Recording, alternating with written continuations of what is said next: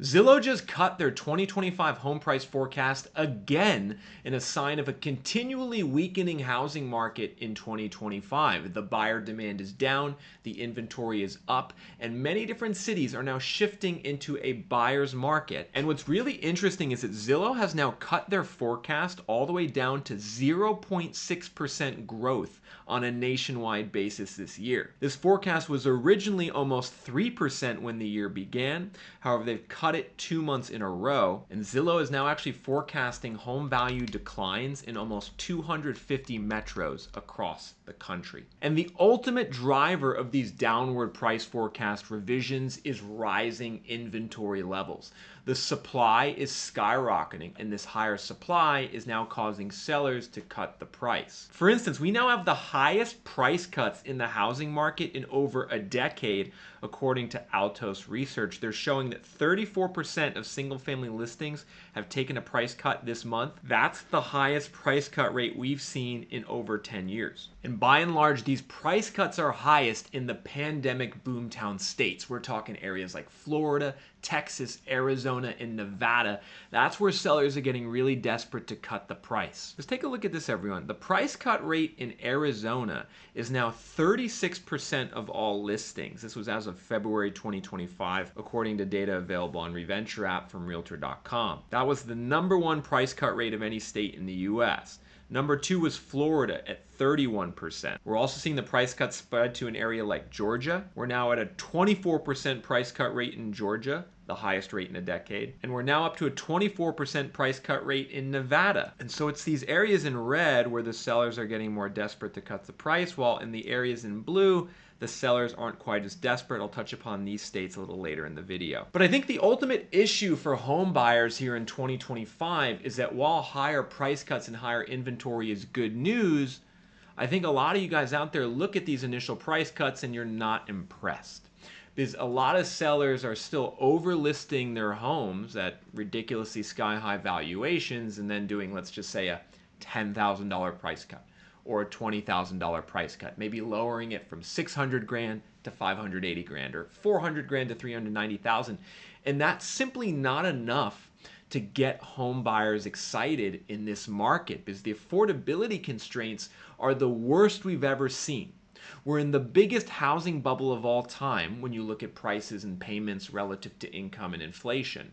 And so we're going to need more than just itsy bitsy price cuts to bring buyers back. And I want to show you guys what's concerning me about the housing market right now and why I think a lot of people are underestimating the chances that we have a significant downturn this year. And that's the buyer demand, the home sales. The National Association of Realtors just came out with their February 2025 home sale figures, and it was the worst February for home sales in 14 years. You can see we had 4.26 million seasonally adjusted home sales in February. They take the amount of actual homes sold in February, times it by 12, and adjust it for seasonality. Well, last year was 4.31 million, so we were down from last February. And this was actually the worst February for home sales since 2011. And really was that 2008 through 2011 crash, which is the only recent comparison in terms of how low the buyer demand is. So if you're a buyer out there and an investor trying to understand this housing market, understand this. The demand is still way down, and it's actually still continuing to drop on a year-over-year basis. And I think the market right now is kind of a waiting game for housing. You know, the demand is down and the listings and price cuts are up, but we're still in this kind of standoff of sorts between buyers and sellers, where a lot of sellers still think they can get top dollar for their home. They don't seem to realize that the market has shifted down. And for a lot of these sellers, it's going to take months and months of their homes sitting on the market before they really decide to cut the price in earnest. However, the good news for you guys out there is that values are actually dropping in quite a few states right now. Zillow recently updated their February 2025 home value figures, not just their forecast, but their actual price growth figures for the month. And we saw declines happen in about 6 to 7 states. So if we head to Reventure app and go to the data point home value growth month over month, we could see it's these areas in blue where values dropped in February on a seasonally adjusted basis. So it's states like California, Arizona, Colorado, Texas, Georgia, Florida, and interestingly, prices also went down in Vermont and they went down in Hawaii. So we have true and real value declines occurring in these markets. I think California is the interesting one. California was holding on strong for a while there, but recently inventory has really spiked and there's some downward price pressure. I'm sure you guys aren't surprised to see Florida on the list. Arizona is now seeing price cuts. Additionally, Washington, D.C. is seeing values go down. And of course, Texas is going down. And then you have Oregon, Washington, and North Carolina right on the cusp of values dropping. And I think values could drop by more in 2025 in a lot of these markets because, we here at Reventure, we do our own home price forecast. So I led with what Zillow is forecasting, but we do our own home price forecast here at Reventure that actually was really strong over the last 2 years at predicting where prices are heading in the future. And what I'm going to do right now is show you the states where Reventure is forecasting that prices are going to go down the most. Because these states, folks, like you look at the inventory, you look at the price cuts, you look at the days on market. Houses are just sitting for a long time. Sellers are cutting the prices. All the cocktails are there for continued value declines. And if we shift here to home price forecast on Reventure app, you can see this is a score from 0 to 100. 50 is in the middle, and if your state is below 50, that indicates downward price pressure. And we now have downward price pressure in about half the states in the US. So we here at Reventure app are forecasting declining prices in about 20 different states over the next year. Where are we forecasting the biggest declines? That would be Florida.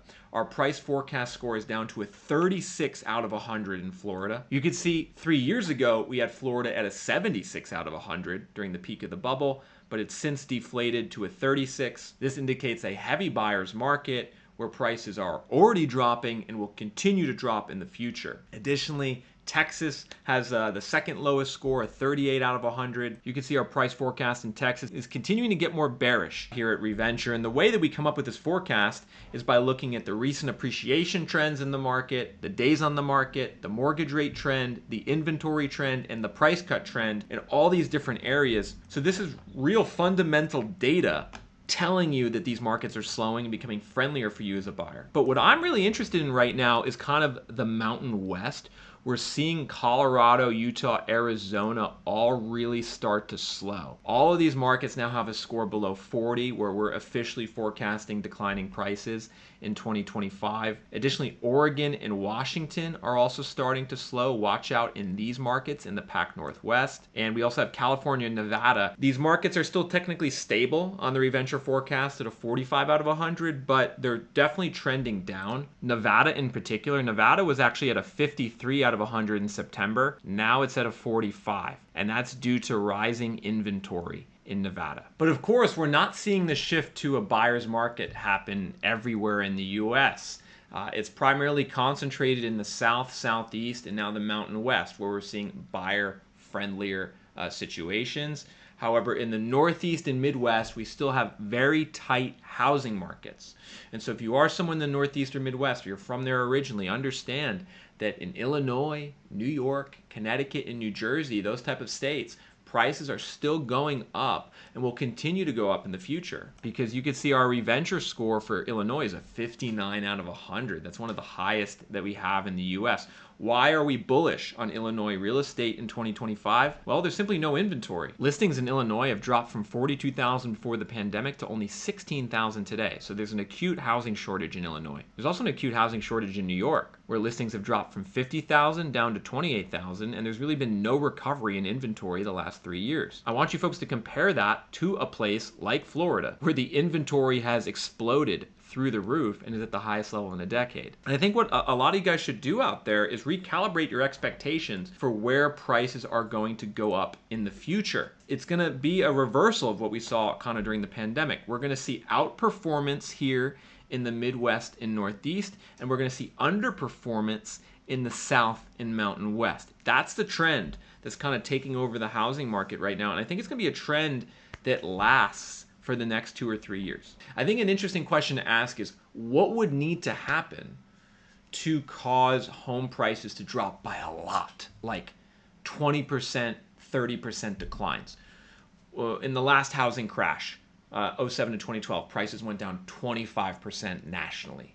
and they went down, say, 50% in Florida and Arizona. What would we need to see for that to happen again? Well, we're already seeing the technical indicators point in that direction, right?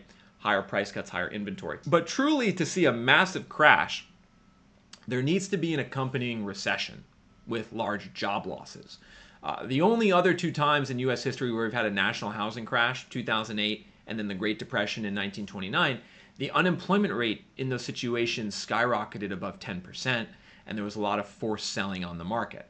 And so to see a 30% drop in value, there needs to be an accompanying recession. And to understand this point further, everyone, about how the economy impacts the housing market, I want you to take a look at this graph looking at the non-farm payroll growth in Florida. It's basically how many jobs are being added year over year. And you can see today, non-farm payrolls are up 1.4% in Florida year over year. Prior to the pandemic, that was around 2%. So there's been a big slowdown in job growth in Florida. However, there's still positive growth. Now, compare this to the last crash, 07. You could see payrolls in Florida started dropping in late 07. They started contracting. But then by February, March 09, Florida lost 7% of its jobs year over year, right? And that's what made that last downturn so bad in Florida. It's a similar situation in Nevada. Nevada had the biggest housing crash of any state in U.S. history in the last downturn. Prices went down 60%. Why did they go down 60%?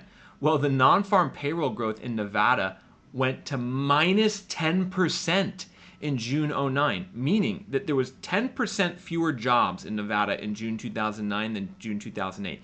Think about what that level of job losses does to the housing market in terms of defaults, foreclosures, evictions, people being forced to sell. Now, fast forward to today in Nevada, non-farm payroll growth has really slowed. We're only at 0.9% growth year over year, kind of similar to where we were at in late 07. So the question is, are we going to see these non-farm payrolls go into negative territory, and are we going to see the big job losses? One more interesting one to look at is California. In California, you could see non-farm payroll growth has slowed to basically flat. Payrolls only went up 0.1% year over year in January in California, meaning there's no more growth in jobs in California. Now, that's pretty similar to what happened in early 08. California's job growth went flat, and then it just careened off a cliff and went to minus 7% in August 09. Values in California went down almost 40% in that last crash. And so I think this is instructive for you guys out there who might be waiting not just for, let's just say, some initial price cuts or values to go down 5 to 10%. I think some of you are waiting for much bigger price declines, 30, 40%. And I think it's feasible to see that in certain markets given how overvalued the prices are. However, to see a 30 or 40% drop, we would need to see the payroll figures really start to go down. There would need to be a lot of job losses, which would create forced selling, foreclosures, mortgage defaults, and that would really be the impetus of what causes prices to go down by a lot. And so a lot just hinges on where the economy is heading in 2025. And you guys can let me know in the comments, do you think we're heading for a recession? Do you think we're going to see lots of job losses this year? Certain indicators right now say yes. Other indicators are more unclear. I'm curious what you guys think. But fundamentally, it's super important to understand what the trends are now in your housing market, because that's going to be very instructive about where the market's going in the short term and if you should buy now or wait, or where you should buy. And one area I continually to look at is my backyard here in Tampa, St. Pete. Take a look at this, everyone. We have values now dropping month over month in pretty much every zip code here in Tampa, St. Pete. In some of these zip codes, prices are dropping 1.3% month over month, which annualized is over 15% a year. You can see there's only a couple pockets here in the center of Tampa where values are still appreciating, but I don't think that's gonna last for long because we have a heavy downward price forecast for most of these areas on Reventure app. And I just wanna quickly explain to you guys how to use this forecast. So if you look in an area like 33607 in Tampa, you can see this forecast was a 78 3 years ago and was a 45 last year. So a year ago, we were forecasting kind of stable to slightly declining prices in this zip code. Now we're at a 27 out of 100. When you see that type of drop, it indicates a massive shift in the market. And the reason we're forecasting that type of drop here in Tampa is due to a massive spike in homes for sale. We've now gone up to 114 homes on the market. You can see that's by far the highest level of supply in a decade. Meanwhile, the DOM is up to 91 days on the market, and we're up to a 42% price cut rate. So what the Reventure score does is it takes those data points and aggregates them together to create a total score that gives you an indication that prices are going to drop, and drop potentially by a lot. What I would encourage you guys to do if you're interested in the future direction of your housing market is to access that score on Reventure app. Head to www.reventure.app and type in your city or zip code, and then go to popular data and hit home price forecast and upgrade to a premium plan. The cost is $39 a month to see that forecast. This is really invaluable data to help you as a buyer and investor understand where your market is trending.